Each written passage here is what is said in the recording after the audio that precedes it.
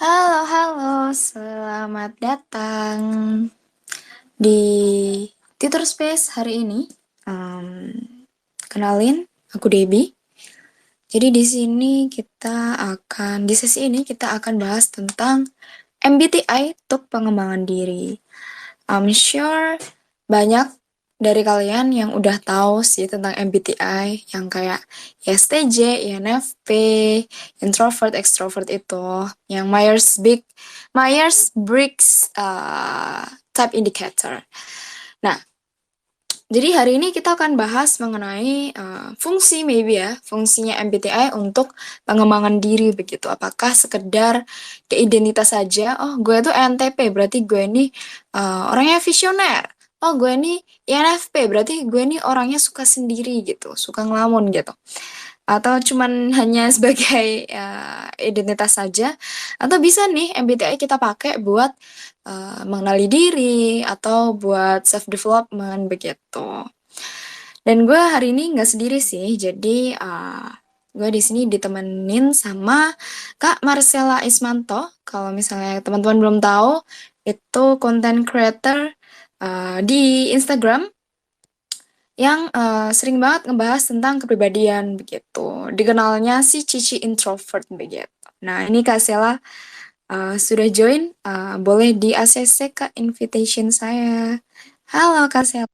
Halo Kak Dewi, Halo, kedengeran salam ya kan? kenal ya Kak. Iya, salam kenal Kak. Kedengeran? Oke, oke, oke, bagus, bagus. Oke lah, kita pertama kali nih Kak ngobrol bareng. Iya, benar, pertama kali banget. Pertama kali collab juga begitu. Hmm. Ini kayaknya pertama kali Kakak masuk Twitter Space atau udah pernah Kak pakai Twitter Space? Belum pernah, aku tuh baru banget pakai Twitter. Aku nggak pernah aktif di Twitter Oh, soalnya. Kebetulan iya. walah. Padahal banyak loh warga Twitter yang pastinya suka sama kontennya Kakak nih sebenarnya. Oh ya? Aduh, Coba menarik kalau juga. lebih sering ya. Menarik nih jadinya. Iya dong. Nah, jadi oke, tadi kenalin ya, gue Debbie dan di sini aku singgah sendirian bareng Kak Sela. Panggilnya Kak Sela atau Kak siapa nih, Kak? Boleh Kak Sela atau Kak Marcella, boleh dua-duanya. Oke, Kak Sela kali ya, biar lebih akrab. Oke. Nah, bareng Kak Sela, kita akan bahas tentang MBTI untuk pengembangan diri. Nah, Hmm. nah, kalau orang-orang bilangnya kan apa sih? Tak kenal Nggak maka tak kenal. sayang. Iya, so, ini boleh nih Kak Sela, boleh perkenalan dulu bareng audiens di sini. Hmm, jadi aku kan Marcella dan kalau misalnya di kontenku nih yang emang fokusnya di Instagram ya sekarang, aku tuh suka banget bahas tentang introvert dan sekarang juga MBTI.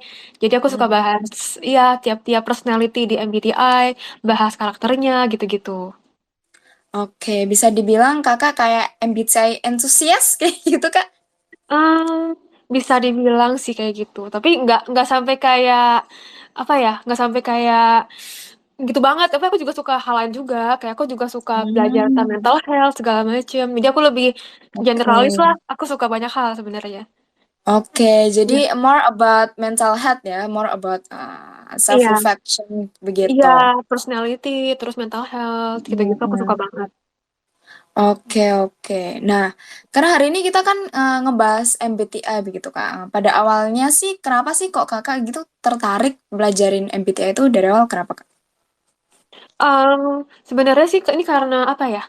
Dulu tuh pas aku masih sekolah ya, pas masih SMA Mm-mm. gitu, pas umur belasan, aku tuh suka ngerasa kayak kok aku merasa beda ya gitu sama orang-orang di sekitar aku gitu. Aku sama teman aku merasa kayak Oh. kok aku beda gitu. Iya, nah terus kebetulan tuh sekolah aku tuh kayak ada personality test kayak kasih biasa lah kasih kayak lembaran kita isi. Terus gak lama Mm-mm. kemudian dapet hasilnya nih. Gimana sih personality kita? Nah itu bener-bener pertama kalinya aku kayak tahu tentang personality gitu, personality test. Nah waktu itu tuh Oh. ya jadi dari sekolah sebenarnya aku mulai kenal ke MBTI sebenarnya. Tapi waktu itu tuh belum dapet kayak INTJ atau ENFP itu belum.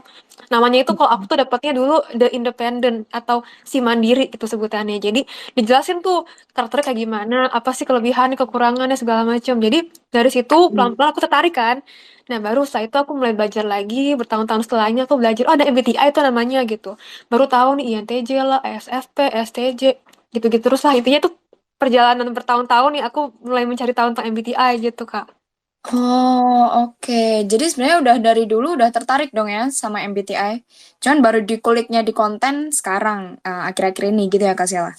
Iya bener, sebenarnya udah tahu dari dulu, tapi memang kebetulan mungkin kayak zaman sekarang orang lebih suka ya sama MBTI. Kalau dulu setahu aku tuh belum banyak yang tertarik. Kalau zaman dulu tuh aku belum banyak yang tahu juga. Baru sekarang ini pas aku buat kontennya, baru orang kayak langsung kayak suka gitu loh. Kayak oh ternyata orang zaman sekarang kayak suka ya ternyata sama MBTI. Beda sama zaman dulu gitu. Ah, oke. Jadi emang akhir-akhir ini emang lagi ngetren sih ya, bisa dibilang tentang MBTI ini malah udah dipasang gitu loh di bio IG gitu. Kalau gue NTP, ya STJT kayak gitu. Jadi Iya, kayak lumayan kayak lambang identitas gitu loh, like a iya, new iya. horoscope gitu loh Kak, gue Iya, ngelihatnya. iya, iya. Emang jadinya Hmm. kayak oh, gue tuh ENTJ gitu ya. Dia kayak bangga gitu gak sih sama personality types kita gitu ya. Kayak ada Bener bener kebanggaan bener sendiri. bener. Ha, jadi gelar gitu. Oke. Iya. Nah, buat mungkin teman-teman di sini nggak banyak gitu ya yang sebenarnya tahu mungkin tentang MBTI, tapi nggak banyak yang lumayan paham nih. Kalau dari kakak nih, boleh nih kak dijelasin secara singkat nih MBTI ini sebenarnya apa sih kak? Kalau secara singkat sih ya sebenarnya kalau kita tahu kan tuh tentang personality test. Nah, tapi menurutku ya lebih dari itu sebenarnya nggak cuma personality, tapi Hmm. tentang preferensi kita. Jadi preferensi itu kan kayak misalnya kita suka kopi, ada suka teh, ada suka jus jeruk gitu ya. Nah, kalau preferensi di MBTI itu tuh kayak preferensi kita tentang pola pikir gitu. Cara kita berpikir, cara kita membuat keputusan, cara kita bertingkah laku gitu. Jadi semua orang tuh pasti punya preferensi sendiri-sendiri lah. Ada yang mentingin logika mungkin, ada yang mentingin perasaan, ada yang mentingin um, ilmu pengetahuan gitu-gitu. Jadi semua itu akan berdampak gitu loh ke karakter kita gitu yang kita tunjukkan ke orang-orang. Oke, oke. Jadi preferensi and mungkin pola pikir kali ya, bisa dibilang begitu. Iya, pola pikir lebih ke kayak gitu sih. Cara berpikir kita kayak gimana sih gitu. Oke. Nah, from MBTI ini kayak introvert, extrovert, sensing, intuition, apa aja sih yang bisa kita tahu gitu, kulik dari diri kita dari MBTI begitu, Kak Ksel? Sebenarnya kalau dari 4 huruf itu kan setiap huruf tuh ada itunya ya singkatannya kayak yang Mm-mm. pertama itu introvert extrovert, terus sensing intuition, feeling thinking, yang terakhir tuh judgment dan perceiving kan. Nah, sebenarnya tuh setiap kata itu ada maknanya gitu. Yang pertama itu Hmm. lebih ke arah introvert extrovert tuh lebih ke mana kita itu mengarahkan fokus kita entah ke diri kita atau keluar kita. Kalau intuition sama sensing itu lebih ke arah apakah kita Hmm. lebih suka konsep atau suka hal yang garis besar gitu ya. Atau kita lebih suka yang detail. Detail tuh kayak sensing lah. Detail tuh detail yang masa kini.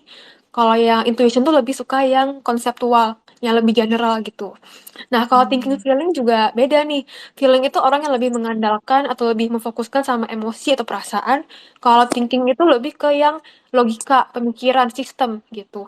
Nah, terus yang terakhir tuh judging dan perceiving itu adalah judging itu adalah orang yang lebih sistematis gitu, yang lebih ada aturannya, lebih ada apanya ya, ada urutan, lebih sistematis, lebih teratur gitu. Kalau yang perceiving itu lebih yang kayak pengennya bebas lah, pengennya punya banyak opsi, punya banyak pilihan, jadi lebih nggak suka terikat sama sesuatu gitu. Oke, and julukan-julukan itu bukan julukan ya, kayak sensing, intuition kayak gitu membentuklah mungkin 4 simbol kali, Iya. 4 kepribadian kita ya. Jadi for example kalau NTP gue tuh extrovert, Mm-mm. intuition, Thinking, and thinking, and perceiving. perceiving, betul, kayak gitu. Oke, oke. Dan itu bisa dilihat deskripsinya masing-masing ya, Kak, lebih detailnya begitu. Nah, Benar. kalau yang paling banyak di-highlight nih, Kak, yang sebenarnya dari MBTI ini kan introvert and extrovert ya. Kayak Mm-mm. lu I atau E gitu biasanya. Nah, Iya, sebenarnya iya. itu tuh apa sih? Apakah biasanya kan orang-orang mikir, oh kalau introvert itu nggak suka keluar gitu. Maksudnya kecenderungannya yang kita lihat kan seperti itu. Kalau ekstrovert tuh suka ngomong gitu. Sebenarnya apa sih yang mendasari gitu? Mendasari kedua hal ini gitu lah. Dan orang tuh bisa nggak sih Kak pindah dari introvert ke ekstrovert ataupun sebaliknya begitu Kak Sela? Sebenarnya kalau topik introvert extrovert di MBTI itu sebenarnya agak beda sama definisi yang kita tahu tentang Oh, energi sama gitu ya. definisi general beda. Agak agak-agak beda. Nah, sebenarnya kalau top introvert di MBTI itu lebih ke arah itu tadi aku jelasin, lebih fokus sama diri sendiri atau dunia dunia di dalam diri kita sendiri, misalnya dunia dalam pikiran Hmm. kita dan perasaan kita gitu, lebih fokus sama moral value yang kita punya, lebih personal sifatnya individual gitu. Kalau extrovert di MBTI itu artinya orang-orang ini tuh lebih fokus sama moral di sekitarnya, misalnya value-value orang di Hmm. sekitarnya, peduli sama sistem di luar dirinya. Jadi lebih sifatnya itu ke arah luar gitu, ke dunia di luar diri dia sendiri gitu. Jadi sifatnya lebih apa ya? Oke. Lebih ya lebih apa namanya? Kelompok gitu, komunal gitu. Kalau yang introvert tuh lebih personal, individual gitu. Lebih ke situ kalau di MBTI sebenarnya. Oke. And people can change ya between the two of them. Um, Kalau ini sih menurutku ya agak sedikit orang tuh suka punya banyak pendapat yang beda-beda ya. Jadi ini pendapatku doang, belum tentu bener juga ya.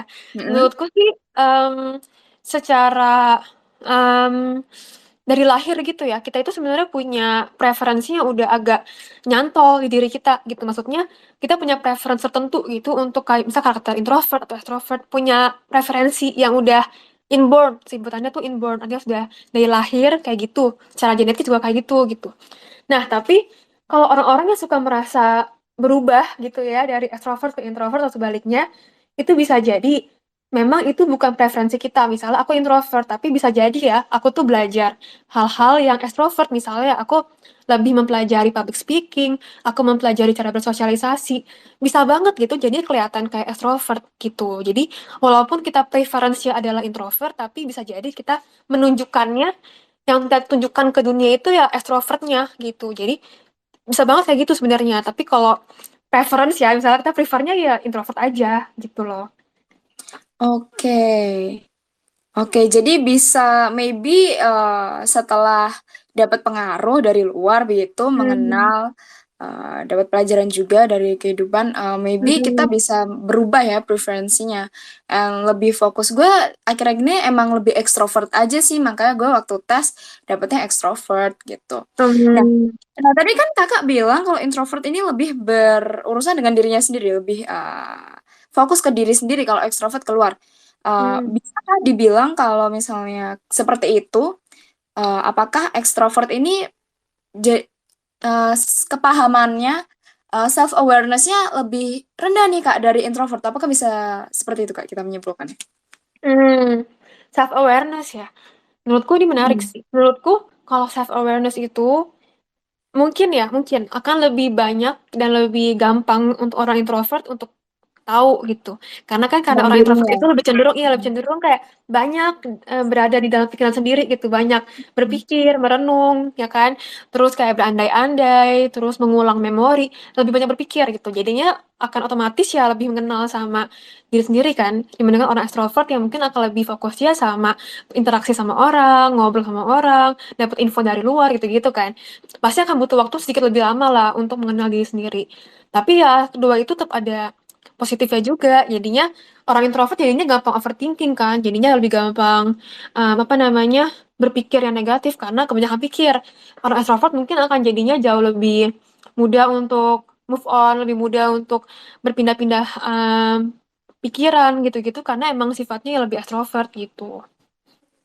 Oke, oke. Jadi bisa seperti itu ya memang. Mungkin bisa, mungkin boleh teman-teman bisa survei, dijadiin bahan survei begitu ya. Oh, Boleh, kalau boleh. introvert self awareness-nya lebih tinggi nih ternyata. Bener nih, hipotesa kan tadi kita sebutnya Iya, ya. itu hipotesa Masih. lah. Heeh. Oke, menarik, menarik. Nah, ini kan dari introvert and extrovert. But also, kadang tuh orang juga keseluruhannya bisa changing begitu, Kak. And how do you think, kenapa bisa seperti itu? And kalau misalnya kayak gitu, apakah ini kurang, apa ya, kurang berhasil begitu untuk mendefinisikan personality kita, untuk menjelaskan personality kita begitu, Kak Sela? Oh, jadi kalau misalnya berubah gitu ya, kita tes berubah hasilnya. Nah, Yes.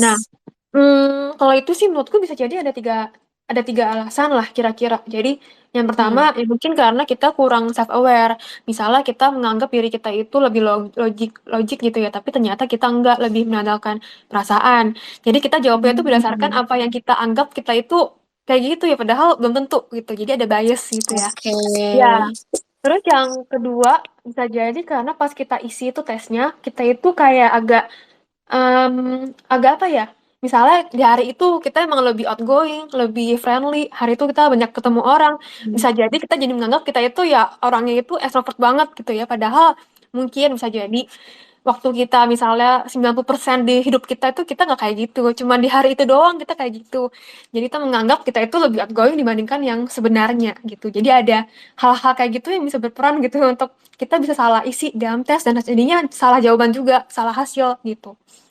Nah, yang ketiga nih, kalau misalnya kita udah ngerasa isinya itu berdasarkan kita banget secara general dari hidup kita Mhm. dari lahir sampai sekarang, udah udah apa nih, udah apa namanya, udah lebih realistik gitu ya, nggak ada bias-bias, tapi tetap aja beda-beda gitu hasilnya, ya itu mungkin saatnya untuk belajar lebih dalam tentang MBTI. Kalau aku sukanya, kalau misalnya orang kayak gitu nih, aku saranin untuk belajar fungsi kognitif atau sebutan Inggrisnya itu cognitive function. Nah, itu tuh yang mendasari Hmm. MBTI itu sebenarnya itu. Lebih dalam, lebih detail, lebih ribet, tapi kalau misalnya tertarik sih, aku sih sangat suggest untuk pelajarin itu sebenarnya. Oke, cognitive function. Boleh nggak Kak dijelaskan lebih gitu? Maksudnya cognitive function itu how do we practice that and mungkin aksesnya dari mana nih Kak kita dapat? Nah, kalau untuk fungsi kognitif sebenarnya apa ya? Itu sebenarnya dipelopori sama si Carl Jung. Itu udah lama banget, tahun 19-an. Oh, Iya. Jadi oke. dia itu kayak ngejelasin kalau manusia itu punya apa ya? Preferensi dalam otaknya untuk melakukan itu tadi aku bilang kayak berpikir, mutusin pendapat, melihat dunia dan pola pikir gitu. Dia bagi Mm-mm. menjadi 8 sebenarnya. Nah, itu tuh lumayan kompleks, lumayan detail. Jadi aku nggak Mm-mm. bisa jelasin terlalu panjang lebar juga. Dia bagi jadi 8. Nah, jadi setiap MBTI itu pasti punya cognitive function yang dia prefer, yang dia paling pakai, yang dia paling paling jago lah pakainya Dominan lah. sehari-hari. Iya, Mm. kayak gitu dominan sebutannya. Iya benar. Jadi ada fungsinya lebih dominan, ada fungsinya lebih nggak dominan sebutannya inferior gitu-gitu. Jadi ya semua itu Oke. kayak berkontribusi di MBTI yang kita punya gitu. Oke, oke. Oh, ini kayaknya pernah aku baca nih, like Perceiver and Judger itu ya, kayak yang proses kognitifnya Carl Jung. Bacanya Carl Jung. Oke. Ah, jadi itu bisa, and kalau misalnya dari kakak sendiri kesehariannya to practice this proses kognitif itu gimana kak caranya?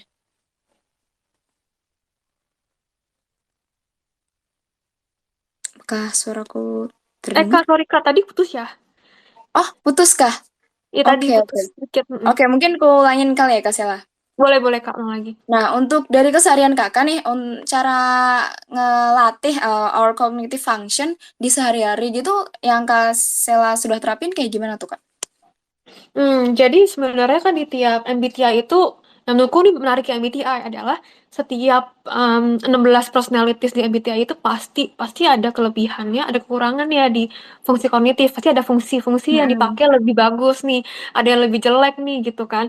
Nah, sebagai manusia, nah kita pasti harusnya apa ya? Aku selalu melihat MBTI itu sebagai cara untuk kita bisa tahu nih mana sih bagian di diri kita yang bisa kita improve, yang bisa kita optimalkan ya. Karena kalau kita tetap aja pasrah, oh gue jeleknya di sini berarti ya udahlah itu gue gitu kan.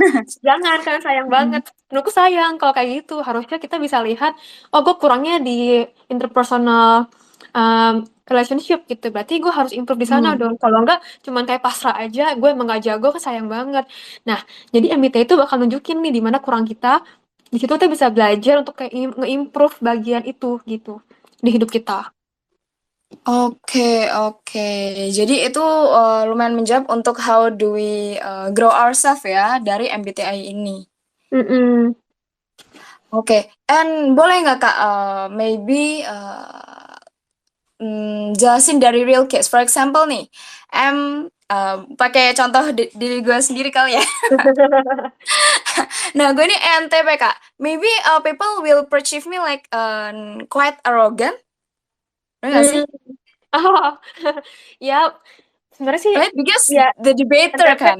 iya iya NTP tuh sering dianggap arogan sih memang. Mungkin karena itu NTP itu kayak nggak punya rasa takut nggak sih, kayak lebih berani dibandingkan orang Empati. kebanyakan. Kayak berani mengutarakan pendapat gitu, nggak takut dijat sama orang-orang. Mhm. Banyak orang takut ya, ini enggak. Jadinya mereka suka dianggap kayak itu terlalu sombong gitu ya, karena emang mereka pede aja sama pendapat mereka, opini mereka, sama pengetahuan yang mereka punya gitu. Kekurangannya ya sebenarnya adalah itu jadinya suka dianggap sombong atau suka dianggap terlalu apa ya sebutannya ya, Memaksakan terlalu. pendapat kali ya? Iya, suka maksain pendapat segala macam. Nah, itu yang bisa Mmm, dilatih. Jadi bagaimanapun kan kalau kita mau ngungkapin pendapat kan harusnya juga orang bisa menerima gitu. Jangan sampai orang itu jadi nganggap kita musuh ya kan. Kita maunya orang itu jadi teman kita kan. Jadi bisa diatur nih gimana ngomongnya biar orang itu tuh nggak nganggap jadinya kayak orang ini tuh sombong gitu. Kita harus apa ya, memperbaiki lah cara komunikasi biar lebih diterima sama orang-orang gitu. mhm mhm. Oke, so, maybe, jawaban, question of the day-nya ya, cara Mm-mm. ngurangin MBTI untuk pengakuan diri, cari tahu, dengan tahu nih MBTI kita apa, kita jadi tahu nih ya Kak, tendensi-tendensi kita itu dalam bersikap tuh kayak gimana sih, and tendensi kita cara berpikir, pola pikir kita tuh kayak gimana, and, flaws-nya mungkin dari tendensi itu bisa nih kita, perbaiki begitu. Like for example, myself as an ENTP maybe, terlalu, memaksakan pendapat atau terlalu, mmm, apa ya ngomongnya, blak-blakan kali Iya, begitu belak-belakan, benar belak-belakan. dibilangnya. Mungkin, dari situ gue jadi belajar gitu, oh gue nih, kalau ngomong gitu orang tuh nganggapnya kayak gini loh, oh gue tuh terkesannya seperti ini and itu bisa diperbaikin gitu, gue jadi tahu and itu yang, jadi PR buat diri kita sendiri. Betul betul betul. Nah, kalau, dari yang Kakak lihat sendiri nih, MBTI ini kan emang sudah menjadi fenomena ya sekarang, maksudnya sudah semuanya, almost, tahulah tentang MBTI, kenal sama orang tanya, "MBTI-nya apa?" Gitu, sudah jadi pertanyaan yang lumayan apa ya, common gitu loh untuk ditanyakan gitu. Sebenarnya apa sih, hal-hal gitu ya Kak, yang Kakak lihat yang disalahartikan mengenai MBTI? Mmm, ya mungkin karena sekarang udah terlalu terkenal kali ya MBTI.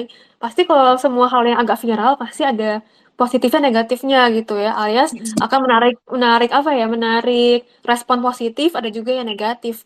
Nah, biasanya sih orang yang jadinya apa ya, aku sih menganggap MBTI itu hanyalah salah satu alat gitu, salah satu alat untuk mengenal diri kita.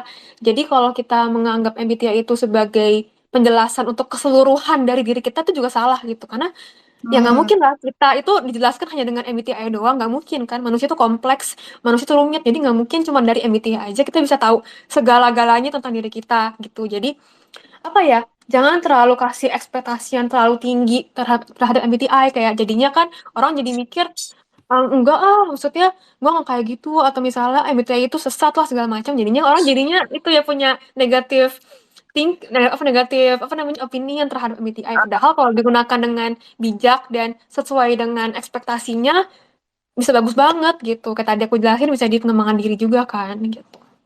mhm, bener bener. Kadang tuh orang gini, gue introvert jadi gue tuh, emang sukanya ansos padahal kan bisa enggak gitu loh ya. Iya. Maksudnya like maybe, people, sering banget salah mengartikan yang introvert, extrovert ini ya, Kak. Padahal, di majority ya gue lihat apa namanya, datanya, itu malah 70% orang kebanyakan Hmm, introvert tau. 70% ya, banyak juga. Iya, like, 30%-nya malah extrovert, and gue jadi melihat, oh, gue pikir gue paling banyak gitu, paling banyak, oh ternyata kebanyakan introvert gitu. Tapi, tapi orang-orang udah merasa kayak, oh yang lain tuh, yang keluar itu pasti extrovert, yang banyak main tuh extrovert, padahal enggak juga. Karena yang di Hmm, dunia ini malah paling banyak malah introvert-nya begitu. And I think, iya iya. itu malah menjadi apa ya, weapon, atau, alasan untuk orang maybe menjustifikasi action-nya begitu kali ya, Kak? Iya. Iya, mungkin itu perbedaan sih aku pengen jelasin juga sama apa ya tentang growth growth mindset sama fixed mindset nggak sih? Jadi kalau kita punya Mmm, growth mindset kan maunya kita lihat kekurangan kita, kita mau berkembang, kita mau perbaiki gitu kan. Kalau fix kayak ya udah, gue kayak gini ya udah berarti selamanya gue akan kayak gini terus gitu. Jadinya nggak berkembang. Kayak sayang makanya aku bilang kalau kita tahu kita introvert bukan berarti ya kita kayak apa ya maksudnya ansos menjustifikasi kalau kita itu apa ya, kayak misalnya jadinya nggak mau hangout sama sekali gitu. Itu apa jadinya kita menggunakannya sebagai cara untuk nggak berkembang, ya kan? Sedangkan kalau kita misalnya kita introvert, tapi kita mengubahnya menjadi emang sih gue butuh waktu untuk ngisi energi, gue butuh waktu untuk sendirian. Tapi kalau misal udah full lagi nih, udah berenergi lagi, gue bisa kok keluar-keluar, bisa kok have fun juga, bisa bersosialisasi Mhm. juga gitu loh. Jadi mesti kayak gitu sih pemikirannya menurutku. Oke, bener-bener bener. Like, orang-orang bisa lah, lu bukannya harusnya mencocokkan diri dengan MBTI, tapi harusnya lu nya yang break, maybe unlocking possibilities kali ya. Maksudnya, oh gue introvert, tapi ternyata nggak gitu juga kok gitu. Maksudnya Iya, tetap open minded kali ya bahasanya begitu. bener-bener tetap mau cari tahu lagi lah, tetap Mm-mm, cari tetap tahu, kepo. belajar lagi, kepo lagi, cari tahu lagi gitu aja terus lah. Yes. Oke, nah by the way, buat teman-teman nih yang maybe banyak banget yang kepo ya, bisa banget request to speak buat tanya ataupun sharing about this MBTI atau mungkin mau koreksi kali ya kalau misalnya dari kita ada yang salah begitu, bisa banget request to speak aja. Nanti aku bakal ACC begitu. By the way, ini buat teman-teman yang pengen tahu lebih ya mengenai Kasela. Kakak biasanya bahas tentang mental health and personality begitu ya Kak. Bisa lihat di mana nih Kak Sela?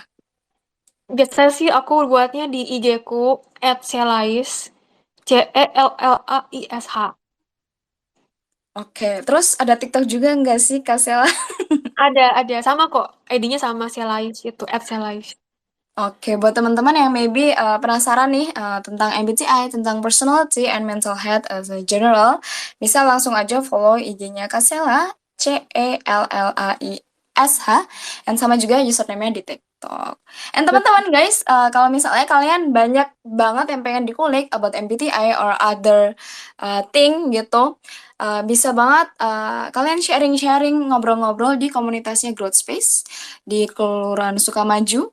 Di Discord bisa klik aja bannernya di atas sudah gue pasang. Nanti kalau misalnya kalian klik, bisa secara otomatis terbawa atau terinvite ke komunitas kita. Di sana kita ada support system and value-nya lah non-judgmental, so you can share anything yang kalian mau as long as it's positive. Oke, lanjut ya Kak, kembali ke laptop. Berarti kalau misalnya mau tanya, boleh ya langsung request to speak aja. Nah, kalau Kakak kan sering ya ngebuat konten tentang MBTI begitu. Kalau dari audiens Kakak yang Kakak lihat, kebanyakan tuh mereka tuh interestnya dengan apa sih Kak tentang MBTI ini? Hmm, Apa yang mereka pengen cari dan gali begitu Kak? Kalau aku lihat-lihat ya dari respon orang-orang tentang konten aku itu adalah mereka sebenarnya mencari apa ya, orang yang sama gitu dengan diri mereka. Karena kan suka merasa kayak aku sendiri nih Hmm, gitu. Kayak cuma aku butuh nih yang ngalamin kayak teman. gini. Iya, Hmm. jadi kayak ngerasa oh ternyata orang-orang juga ada yang ngalamin kayak gini ya. Ternyata ada yang MBTI sama kayak aku dan ngalamin hal-hal yang mungkin mirip sama aku. Jadi ngerasa lebih connected aja gitu sama orang lain gitu. Jadi merasa nggak sendiri. Oke, oke. Oh, jadi mereka kayak cari yang relate gitu ya, Kak, dengan mereka begitu. Nyari relatable sama diri mereka, sama hidup mereka gitu. Oke, oke. Nah, kalau misalnya seperti itu, apakah mereka having an issue begitu, Kak, dengan kepribadian mereka, makanya mereka mencari begitu teman yang mirip buat maybe diajak, oh lu kayak gini, gue juga kayak gini, menurut lu kenapa atau gimana? Kalau dari Kakak ngelihatnya kenapa sih orang-orang kok pengen cari gitu orang yang tipe yang sama ataupun berpikiran dengan pikiran yang sama dengan mereka, Kak? Ya, mungkin sih karena ada beberapa orang ya, berapa karakter itu yang mungkin emang ngerasa beda banget gitu sama orang di sekitarnya, kayak sama keluarganya beda, sama teman-temannya beda, sama orang lain tuh kayaknya beda di kehidupan offline ya, terutama gitu. Jadi merasa nggak ada yang ngerti sama aku nih, nggak ada yang ngerti sama pola pikir aku. Nah, terus ketemu sama konten-konten tentang MBTI, kayak misalnya INFJ, ISFJ, itu tuh ngerasa tulis nih kan karakter dia kayak gimana, terus kayak gila nih aku banget, terus kayak merasa oh ya bener ternyata ada yang memahami aku loh gitu-gitu, jadi merasa akhirnya Oh, aku dimengerti gitu. Dan itu juga yang aku alamin sih pas awal-awal aku ketemu MBTI, aku merasa aku dimengerti gitu sama MBTI ini. Aku merasa akhirnya ada yang ngerti aku ya, walaupun tuh hasil tes ya, tapi merasa lebih tenang gitu saat tahu kalau ternyata ada orang-orang lain yang punya personality-nya sama sama aku. Oh, oke. Oke, gue paham nih. Berarti butuh dimengerti mungkin ya. Nah, Butuh iya benar. dipahami begitu. Butuh dipahami, benar-benar. Makanya orang-orang pengen cari maybe penjelasan-penjelasan yang relatable, yang bisa ngejelasin dirinya. Oh gue ternyata kayak gini, gue ternyata tendensinya kayak gini. Ini gue banget nih gitu. Iya Oke. benar. Nah, gue baru melihat nih Kak, ini aku ngomong sembari membaca-baca ya Kak. Ternyata Carl Jung, ya jemputannya biar sama kayak Kak Sela. Carl Jung itu mengakui bahwa tidak ada introvert or extrovert murni tuh Kak. Hmm, Guys, jadi kalian kalau misalnya merasa introvert or extrovert itu wajar ya kalau misalnya mungkin kok gue ekstrovert tapi gue sebenarnya lebih seneng sendirian ya. Mungkin bisa juga kayak gitu. Jadi ternyata emang gak ada yang murni tuh. iya, Nah, biasanya tuh percentage kan. Kalau kayak MBTI kamu kan mm-mm. dapat tuh percentage-nya berapa persen introvert, extrovert. Jadi pasti ada percentage mana yang lebih tinggi, tapi tetap aja ada dua-duanya gitu. And this is not just introvert extrovert, tapi dengan yang tadi juga ya, yang intuition sensing, Betul. thinking feeling, judging perceiving, Persis. itu semuanya dari presentase, so nggak ada yang murni, and emang manusia emang fleksibel juga begitu, and it always keeps changing kalau misalnya emang lu bertumbuh juga begitu. Hmm, Nah, Kak, betul. sebenarnya apa sih yang pengen Kakak sampai sampai ini ya ke teman-teman audience about MBTI? Apa yang pengen Kakak pengen teman-teman dapetin gitu loh dari MBTI? Apakah kalau gue sudah tahu MBTI, what's the next step that I have to do gitu? Apakah nantinya Kakak pengen teman-teman reflecting or what? Kak Sela? Hmm, kalau aku waktu itu, aku setelah mengetahui MBTI, aku belajar lagi tentang fungsi kognitif.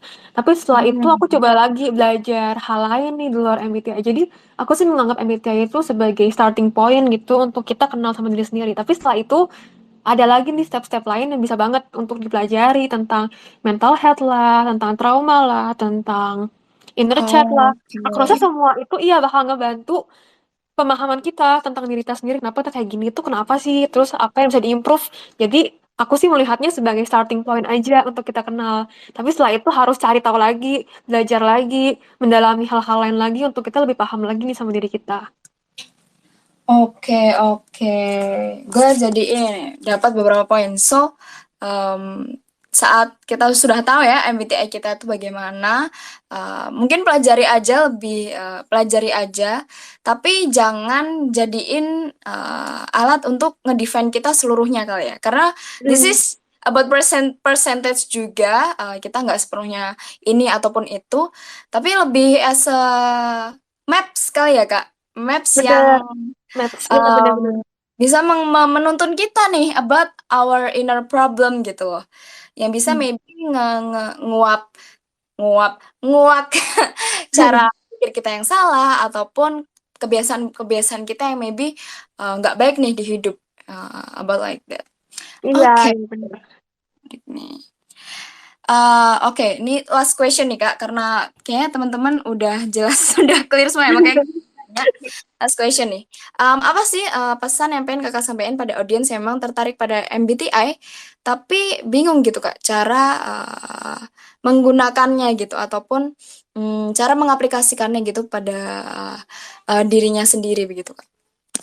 Hmm, kalau di setiap hasil MBTI itu mah pasti ada itunya ya, penjelasan secara general karakteristik kita kayak gimana, kelebihan kitanya apa, kekurangannya apa, terus mungkin juga gimana hubungan dengan orang lain itu kayak gimana dengan MBTI yang kita punya. Jadi gunain itu sebagai yang apa ya? Jadi kita bisa melihat karakter kita dengan lebih kayak dari luar gitu. Oh ternyata kayak gini toh. Terus bisa dilihat nih mana yang bisa diimprove. Misalnya mungkin ada MBTI yang lebih kurang di hubungan gitu ya. Berarti mungkin itulah yang harus diimprove. Mungkin ada MBTI lain yang lebih kurang di masalah logika atau kurang di masalah emosi regulasi gitu, regulasi emosi. Mungkin disitulah harus Mm-mm. dikembangkan gitu-gitu. Jadi lihatlah setiap kekurangannya itu sebagai area yang harus dikembangkan, dilatih dan dipelajari lagi gitu. Wow, that sums up perfectly, Kak Sela. Oke, good. Thank you banget ya Kak Sela yang udah mau join dan berbagi waktunya sharing tentang so many insightful things for us juga. And maybe kita bisa collab-collab lagi nih Kak kapan-kapan. Wah, thank you banget Kak Dewi. Seneng banget ya di join ke sini juga. Iya, oke. So again, thank you Kak Sela, and thank you juga buat teman-teman yang udah join. Kita ketemu lagi di hari Kamis membahas love bombing. Buat teman-teman yang pengen penasaran bisa langsung aja uh, chat di Instagramnya Growth Space about this topic, and don't forget to follow Kak Selais di CALLAISH, and see you on our next Twitter space. Bye bye. Thank you, Bye-bye semua. Kak. Thank you Kak.